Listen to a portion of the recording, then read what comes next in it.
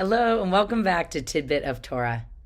This week's Torah portion, Parshat Re'eh, is full of interesting words and ideas. But the one I want to talk about today in this tidbit is about kashrut, is about how we eat. On Sunday night, I had the pleasure of making food with a group of Jewish and Muslim friends and congregants as part of our partnership with the Multicultural Mosaic Foundation of Aurora.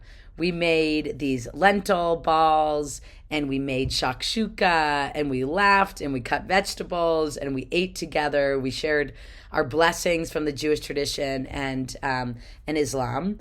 And it was a wonderful experience. And just sitting around the table after making food together, saying blessings and eating, just reminded me how central food is as a source of connection, a source of sustenance, not only in our bodies, but also in our relationships.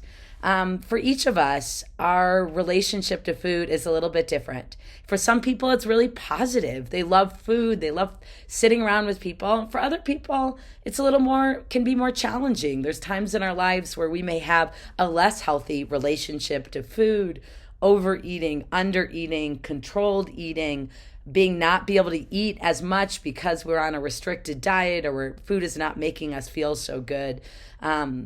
We've all been there in some way or another. And I think one of the beautiful gifts of kashrut is that it offers us a way of eating and in turn a way of living that adds holiness to the act of eating and the blessings that happen before and after us. Why kashrut? Why keep kosher? Well, the truth is there are a lot of reasons for keeping kosher. Some, like the great thinker Maimonides, said that the kashrut may have a physical element to us. I think the jury's out a little bit on whether or not abstaining from the particular things that kashrut, like pork and many kinds of birds and other sea life, is actually really helps your physical health. But there are other ideas that maybe even just the mindfulness that we have in thinking carefully about what we're eating on our plate, that may add a level of not only health, but mindful consumption, and certainly a real reverence for life. In Judaism, we are only given permission to eat because we do it with a respect for life. We don't eat meat the way other animals eat meat. For those that eat meat, we do it in a way that's respecting the animal. And that's where the whole movement, too, of eco-kashrut has taken that organic kosher slaughter to the next level, for instance.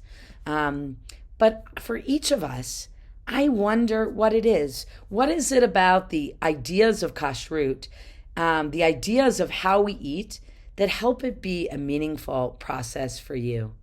I know for me, when I sit down at a table surrounded by a group of friends or family, and we take a moment to say a blessing, which in turn helps us to think about where our food is coming, if it's coming from the earth, if it's coming from a tree, where it's coming from.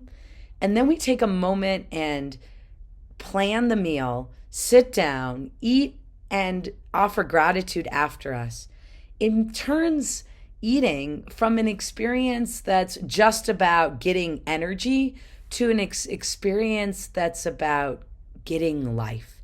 And so my invitation for all of us is that we should have a meaningful, healthy relationship to food, to be able to see all the different ways in which food for us, food for our children, and food for other members of our family can be a source of not only just calories, but be a source of connection, be a source of relationship with God and the earth, and be a way of living out the kind of values that we want and we want our children to have in this world through something which we do arguably more in our waking hours than almost anything else. So I want to wish you happy, kosher, mindful eating, whatever that might mean for you. May food be a source of connection and blessing, and Shabbat Shalom.